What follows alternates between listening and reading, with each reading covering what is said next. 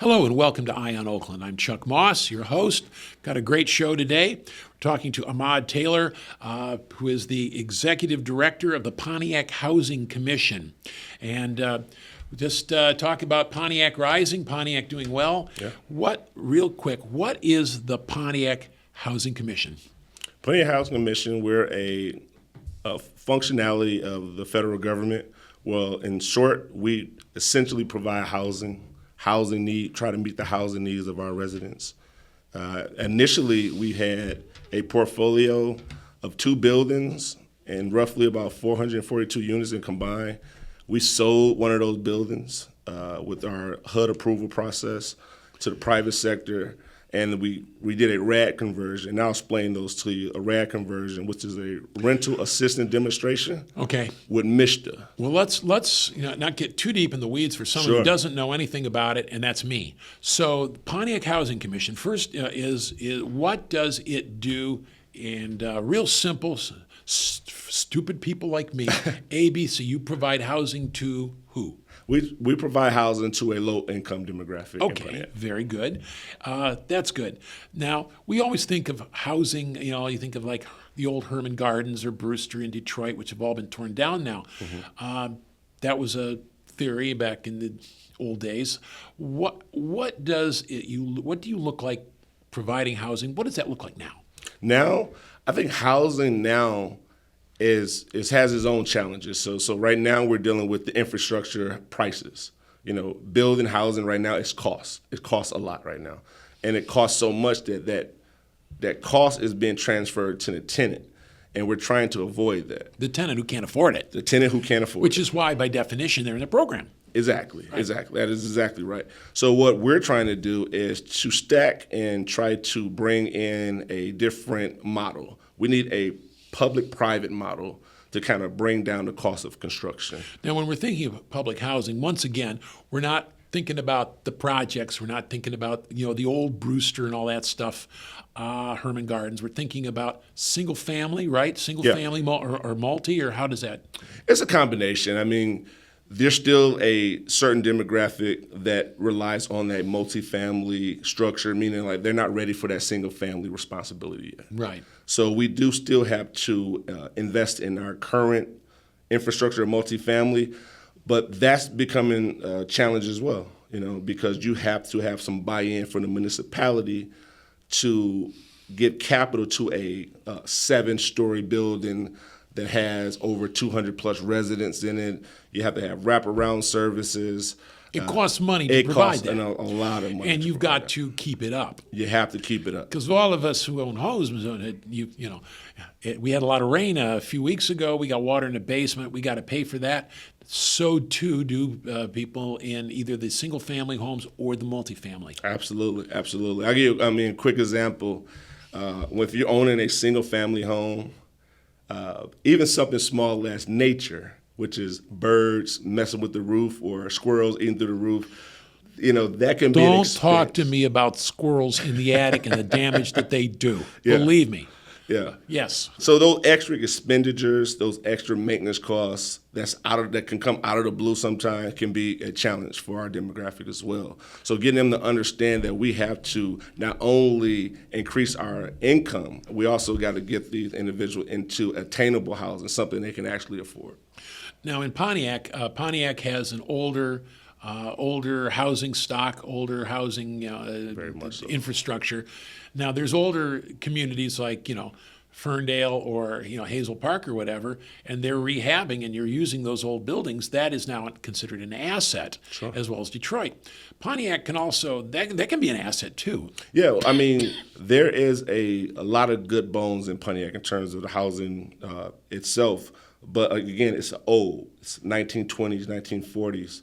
And there's still some rehab work that need to be done in there, but those homes are in the neighborhoods, and they're making the value go down, and they're making the neighborhoods look a little rough, like blighted, you know what I mean? Right. So we have to have maybe a better target approach on certain sectors in Pontiac where we want to initiate our initial response in terms of housing projects. So in Pontiac, what you can instead of being the old stereotypical drag on the neighborhood, bringing it down. You can be the engines of growth and redevelopment. Yeah, absolutely. I'll give you a perfect example, Chuck. We did a property last year, and we gave the home away on Mother's Day to a young lady, a single mother. But let's talk about the rehab itself and what happened, the dominoes effect about that.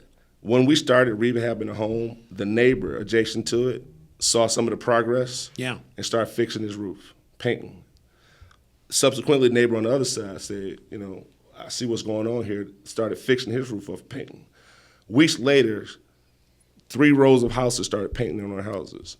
And 3 weeks later on this side, another set of neighbors started. So you saw the dominoes effect of one rehab home being a kind of like a cater or a catapult for the neighborhood. So I think if you just had one domino this fall, and as an example, it gives the community a sense of hope, if you will.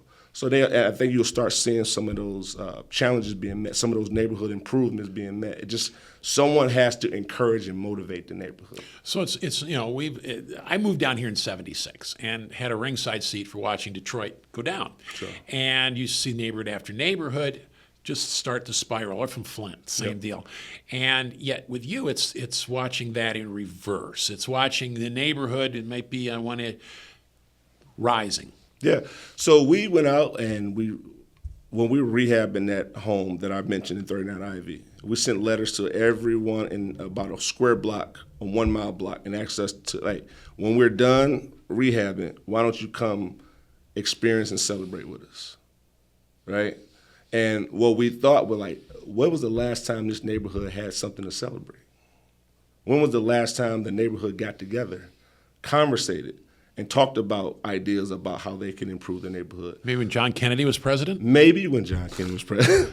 But we actually did it last year. And we had a candid conversation with those residents. And we asked questions. What more do you want to see in the neighborhood? Simple questions. Sure.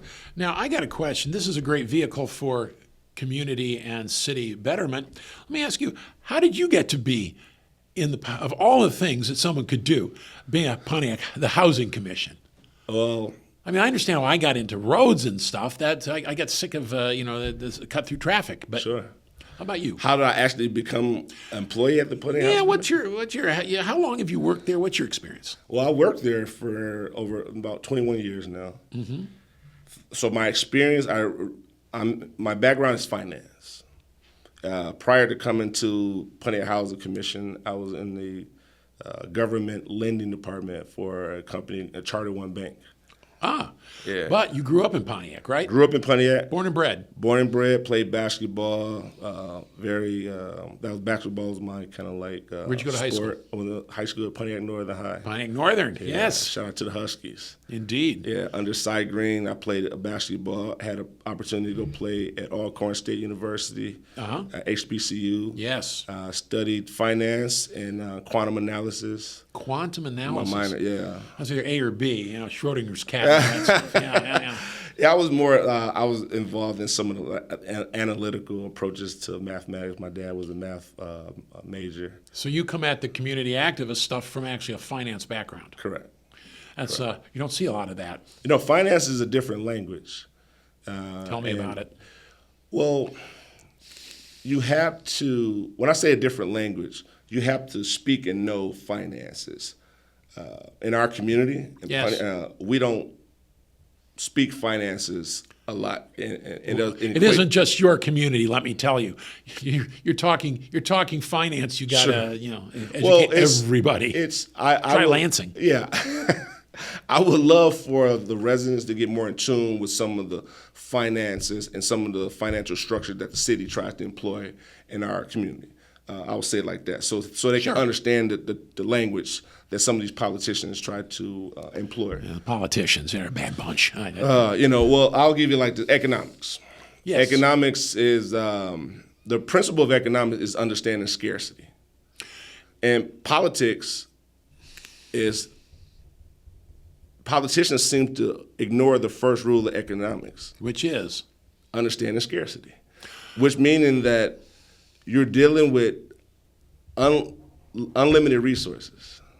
And the people in Pontiac have no. Let me correct that. Chuck, you're dealing with limited resources. Limited resources. And the people of Pontiac have unlimited wants and needs. That's right. The key, though, you have to manage those resources. And Pontiac had done a horrible job over the course of a decade managing resources for the residents of Pontiac. Well, I will say that there are other communities that may have done it better. But you see, the problem with Pontiac is the same problem that you faced in the city of Detroit. But the city of Detroit has gone past it and Sure. made just done fabulously well. Well, Chuck, you'd be surprised what we can accomplish when you don't care who gets the credit. Well, that's what I hear. Yeah, and It's nice to get credit, but But you would be amazed what Pontiac can accomplish when you don't care who gets the credit. So there has to be a one Pontiac buy-in. It can't be 8 different Pontiacs, 8 different missions, 8 different strategies. There have to be one strategy, one Pontiac, one goal, right? And that's been the problem. We just can't get all the leaders and stakeholders in the one room and come to a goal and start putting benchmarks together, try to meet those goals. So what would that, like a Dan Gilbert comes in, look, you guys, we're going to do this. Does that what Pontiac needs is its own Dan Gilbert? Or it can be homegrown? I can't believe Dan that Pontiac. Gilbert would come here and get frustrated. I think what Pontiac needs to Forget Gilbert himself couldn't do it. Even like Mr. John Hance came through some administration, tried to give away his money, and he had a hard time at Pontiac. That's another story, though. He could give it to me. He can give it to me as well. I'm pretty sure me and you will do a lot more with it. Yeah. But no, I think Pontiac needs just to work on a strategy as opposed to a plan. A plan is different from a strategy. A plan is just a list of activities that one may decide to do or not do. Right. The strategy tells us who, when, why, where, and a whole bunch of intricate things, and we can address certain derivatives in that strategy. Yes. So with that being said, we have to leverage the private sector on some of our projects. I'll give you a perfect example. The county is bringing in 600 employees downtown Pontiac. Okay, I understand. I haven't driven up there yet, but I understand the Phoenix Center is gone. Phoenix Center is being demolished. Yeah, it's being demolished gone. Yeah. I got a question about that. So, what are you going to bring Saginaw Road up through the center? What are you going to do with wide? I don't want to get into this because we're going to have a break soon, so we'll get into that after. But the Housing Commission and rehabbing housing, it's a vehicle, sort of a vehicle for neighborhood improvement. Yeah. And was that your idea? I would say it was a team idea. I don't come with all the ideas. Okay, I got a wonderful team at Pontiac Housing. Okay. What they wanted to do, as Mr. Taylor, there was a project done in Jackson, Michigan, which was a 100 home program. We actually took the team to Jackson, Michigan, and actually toured Jackson in these 100 homes and the Jackson administration. Well, we found out from the city manager, from the city administrator, lawyers, and the community, there was one buy-in. They wanted to see 100 homes to improve the neighborhood in there. We copied that model, took it to Pontiac, right? So you went somewhere else and learned from somewhere else, and learned. Humility went somewhere else and learned from what they were doing. Absolutely. Jeez. Maybe Birmingham could learn from that. If someone's doing something better than me, guess where they're at, Chuck? Right next to me. Tell me about it. I think that's a great idea. We're going to have to take a break here, and then we'll come back. We're talking with Ahmad Taylor from the Executive Director of the Pontiac Housing Commission on, let's just call it Pontiac Rising. We like that. I like that. Don't go away. We'll be right back here on Eye on Oakland.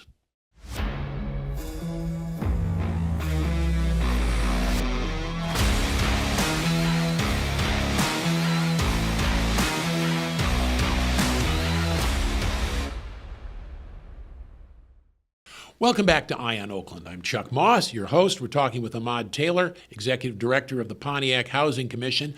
And Pontiac, there's no reason why Pontiac should not be the northern jewel anchoring the Woodward Avenue corridor to Detroit, which is, I haven't been there since last night. It's fabulous. And we didn't think we'd see that in our lifetime, but guess what? It's here. Why not Pontiac? So what does Pontiac need to really shine? We'll put in to really shine. Yeah. I believe the residents need to be told a story that can give them motivated and more hope. Right now, our stories are right now is just putting out a bunch of fires. It's the old narrative is still existing in Pontiac. There's no new story being told, but there's some great things being done in Pontiac. The story is just not being told. Well, in Detroit, not only did you have to, we were putting out fires metaphorically, you were putting out fires literally. So, Devil's Night and all that. And yet Detroit turned it around and came back. You were talking about public-private and leveraging private money and private business. How would you do that? So recently, Chuck, we held a roundtable discussion. What is the roundtable? What is that? We actually had the business community come in and establish a platform. So tell our Pontiac stakeholders. Okay, you say a platform. What is that? So there on the stage, we had actually a real platform. Okay. We're at the Crowfoot, located in Pontiac. Know where that is? Charlie Langton was our moderator. Good Charlie. Charlie used to be a regular on this show until he went big. Yeah, so he got a little big, and he is big. He's a good guy. Great guy. And one of the reasons I chose him because his personality. I wanted you to liven up the room, but we're going to ask some candid questions. Here we are talking about Pontiac with Ahmad Taylor. Is he the guy or not? That's exactly how he is. I did my Charlie Langton imitation once for Charlie. I don't think he was amused. Hey, Ahmad, and I know is it? No. Are we? Yeah. So anyway, so you had Charlie Langton. Yeah, so we can liven up the room because again, we wanted a candid conversation. We wanted the Pontiac residents to be aware of the real issues, and we had some of the elected politicians and some of the people that's running for upcoming positions in the room. Okay, now my understanding is your current incumbent is running for Congress, which opens up, all the chairs are on, everyone's. How is that dynamic playing out? Don't get started. All right, It's quite interesting in Pontiac right now. Once every 4 years, it's like this in Pontiac. You have this divisionary moment because you got so many candidates are coming out, and you have so many divisions in Pontiac, so many silos. This is not a good thing in Pontiac because it goes back to the point in reference I said, politics divides us, but business unites us. Now let's go back to that forum I was referencing to, the platform. Right. Imagine, Chuck, if investors in the business community or industry leaders tell you exactly what they want to see or exactly what environment they would like to invest in. They need to put their money in. Yeah, because in business, you try to avoid as many risks as humanly possible. So you can get the return on your investment that you would like to see. So in this forum, the business community told Pontiac, these are the things that we like to invest in. These are the things that made us invest in Detroit, made us invest in other areas, and this is the environment, and this is the municipality temperament we like to work with. So imagine that demographic, and they telling you what they like to work in, the environment that they succeed in the best in. Yeah. As opposed to a politician saying that. Well, yeah. Well, politicians, but you take a leader and just says, look, you want to get from A to B, you got to do this. Right. We want to go to B, and you sell B to the people, and then you try to do it. Yeah, and so the business community laid out some of the things that they like to see on a common practice scale in terms of most of their business proposals and things like that. And I think it was some of that information that it came out was a little foreign to Pontiac, and they needed to hear that. It was tough for the ears, but they needed to hear that. Now we can at least take that information, go back to the drawing board, start implementing strategies that can attract businesses, get Pontiac residents back to working, get our average income a little higher because we're $20,000 less than the state average. We're nowhere comparable to our border cities in terms of competitive rates, jobs, income, you name it. Of course, to be fair, your competitors are, Bloomfield Township and Rochester and West Bloomfield all around, and Exactly. Sylvan Lake, and those are kind of the jewels of Michigan. Those are the jewels of Michigan. So there has to be a targeted marketing strategy for Pontiac, solely for Pontiac, and we have to engage that public-private partnership because we have to get large businesses into Pontiac. We have to get other industries into Pontiac. The big industries, GM, you alluded to before, they left Pontiac. They did. They're not coming back. That time is gone. So there's a new time that we have to address that. You mean like Amazon? Amazon, At the old Silverdome? We have to find out. You got Amazon. We have them, but what we don't know? What can we do to improve or expand on your plan? How do we get Pontiac more involved in your plan? UWM, how do we get Pontiac more involved in your plan? We have residents that need jobs. You have positions that you need filling. There's a win-win somewhere in this. And to some degree, we also have to increase our workforce development. We have to get skilled trades back into Pontiac. We got to give our residents an opportunity to earn these jobs, get some of these high-paying jobs, and get an opportunity. Because if we don't structure it that way, it's not going to happen by chance. Well, it seems to me as if there was some sort of organization that had resources that they could, workforce development, things like that, like Oakland County. Oakland County has those things. I know that the county has talked about bringing more employees to downtown, and they bought the buildings. I think they're demolished. They might even be the same buildings are being demolished. But Could be. The county is very supportive, isn't it? The county is supportive. I think we just in Pontiac have to be a little bit more welcoming, right? And the county may have to be a little bit more receptive to some of the needs of Pontiac, meaning like there's some greater needs that maybe the barometer or the meter needs to change a little bit, and the stance need to come on. Politicians take a certain stance; they don't like to deviate from those stances. Well, it depends on the election year, doesn't it? But there you go. It is an election year, so you can pick on some politicians around this time. And I think this is I'm being bold about this. Please. I don't mind picking on some politicians if it's going to be for the benefit of Pontiac residents. So I plan on picking on a bunch of politicians this year. Well, someone says, gee, there go the people. I better go join them because after all, I'm their leader. Right. That's how the politicians are. But to the politicians, you've been away for several years. I've heard the tone of the residents' needs every day. And many of these politicians, they're in the way of progress. I'm not going to say no names. I will. Yeah, I'm bold enough to say names, Chuck, and I'm not scared. Yeah, no, let's not do that. We don't want to get sued for defamation. No, I wouldn't dare put you in that position, but you know who you are. You wouldn't be the only one. But yeah, so no, we don't need to do that. But is there like a rising group of maybe younger, newer people looking at things with fresh eyes, maybe coming along? Yeah, I've started a group, Men in Pontiac, October of 2024. It's probably about 25 of us. It's growing now to about 50 of us since then.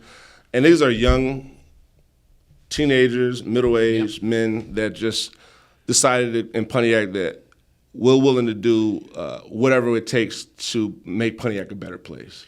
And that's either spreading the word, being mentors to the young people, assisting some of our businesses with some of their challenges that Pontiac and maybe employed in it, maybe helping some of the business get out of some of the situation that maybe there's some programs that's delayed and we need to get it over the hump. But these men in Pontiac, we're in place to kind of help the whole city evolve. Well, you get a new generation of leadership, younger people. That's golden. I can just tell, these things happen very quickly. And the way you're talking, I'm just going to warn you. If you keep on this way, I'm going to give you personal warning. You will wake up one day and find that you're mayor. No, you think I'm kidding? Trust me, no, I am not. No. And then it's like, whoa, what do we do now? Now, working through once again, I'm sort of fascinated by this idea of using public housing and affordable housing as a vehicle to bring up the neighborhoods rather than the old stereotype of, of it bringing it down. How do you institutionalize or put into normal that sort of mentality and that sort of philosophy? So you have to show the step-by-step process. For one, public housing is an initial process to get you a family who's struggling, to get you in a home, get you sustainability.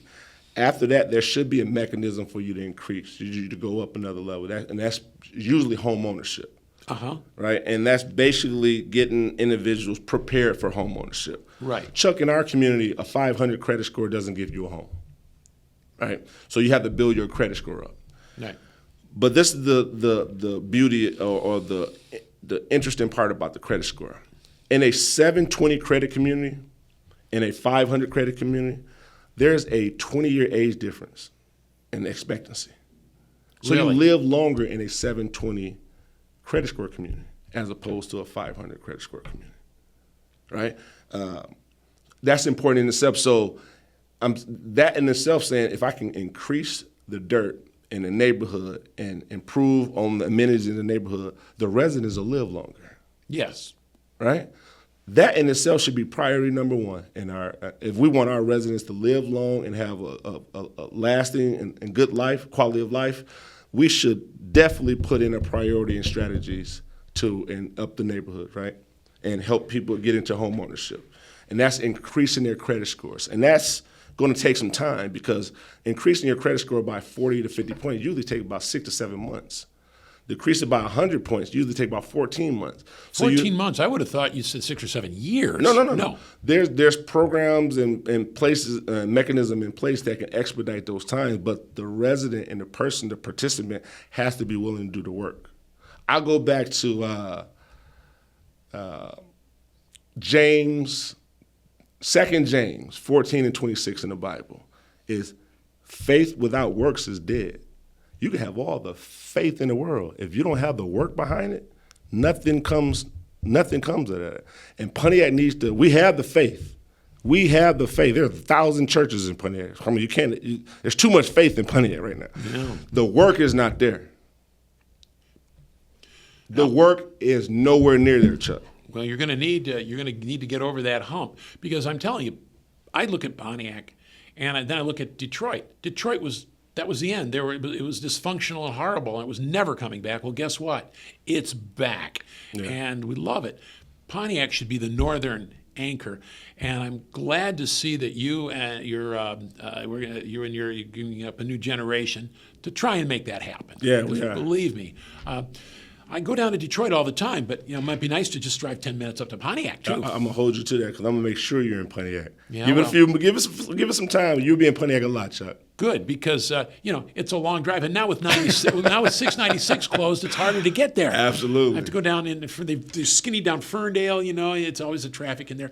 All right. Well, thank you for joining us, Ahmad Taylor, who's the executive director of the Pontiac Housing Commission, talking about vehicles to help Pontiac rise and take its rightful place as sort of the jewel in Oakland County. That is our place. You're right. Indeed. Well, thank you for joining us, and thank all of you for joining us here on Eye on Oakland.